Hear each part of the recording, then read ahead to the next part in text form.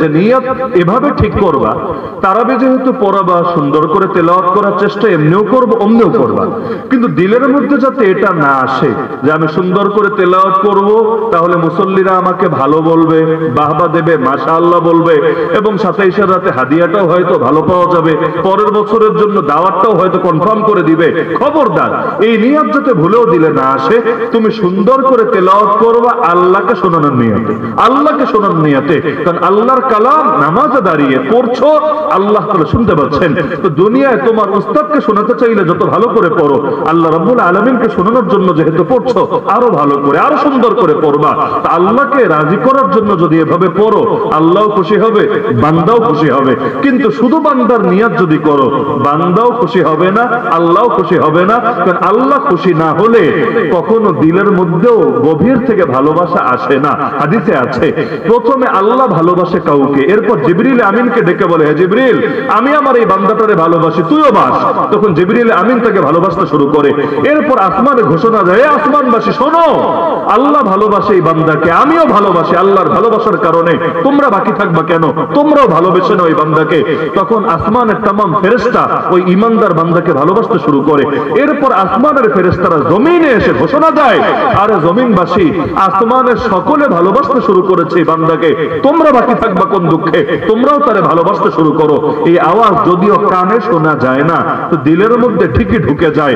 এজন্য আল্লাহ তাআলা যাকে ভালোবাসে মানুষের মধ্যেও তার ভালোবাসা ছড়িয়ে যায়। আল্লাহ রাসূল বলেন, সুম্মা ইউদাউ লাহুল কাবুলু ফিল আরদ, এভাবেই পৃথিবীতে গ্রহণযোগ্যতা তৈরি হয়ে যায়। না হলে দেখেন, আপনার বাবা ইন্তেকাল করেছে, আপনি তার দোয়ার আয়োজন করার জন্য পয়সা খরচ করা লাগে অধিকাংশ ক্ষেত্রে, কিন্তু ইমাম আবু হানিফা, ইমাম বুখারী তাদের নামগুলো নিলে অটোমেটিক দোয়া করে মানুষ, এবং দোয়া করতে পারাকে নিজের জন্য সৌভাগ্যের বিষয় মনে করে।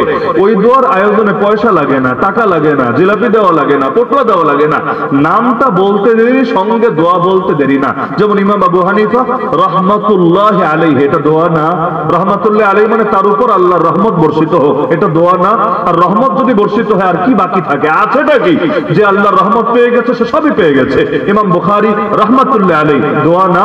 সাহাবী আবু বকর রাদিয়াল্লাহু আনহু, আল্লাহ তার উপর সন্তুষ্ট হয়ে যাক, এটা দোয়া না।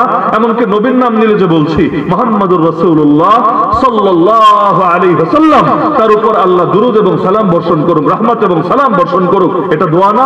একইভাবে অন্য নবীর নাম নিলে বলছি মূসা আলাইহিস সালাম, ঈসা আলাইহিস সালাম, ইলিয়াস আলাইহিস সালাম, এই যে আলাইহিস সালাম বললাম, এটা দোয়া না। তো তাদের নামের সঙ্গে আল্লাহ দোয়াকে মিলিয়ে দিয়েছেন।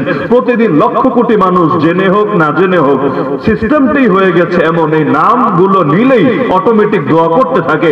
এমনকি নবীর জন্য দোয়া করলে তো আর নিজের ফায়দা হয়, এজন্য এই দোয়া করতে পারাকে সার্থকতার বিষয় মনে করে। এই যে আজকে শুক্রবার গেল, শুক্রবারের বিশেষ আমলগুলোর মধ্যে কি এটা নাই?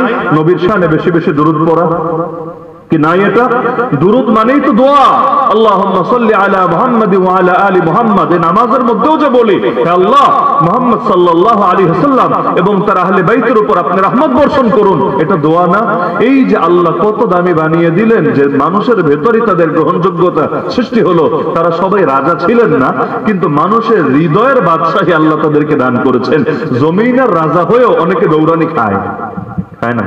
এখন তো এগুলো বাংলাদেশে উদাহরণ আছে, অন্য দেশ থেকে উদাহরণ ভাড়া করে আনতে হবে না। জমিনের বাদশা হয়েও দৌড়ানি খায়, অপরদিকে অনেক মানুষ জেলে গিয়ে লাশ হয়েও দিলের রাজা হিসেবে চিরকাল রয়ে যায়।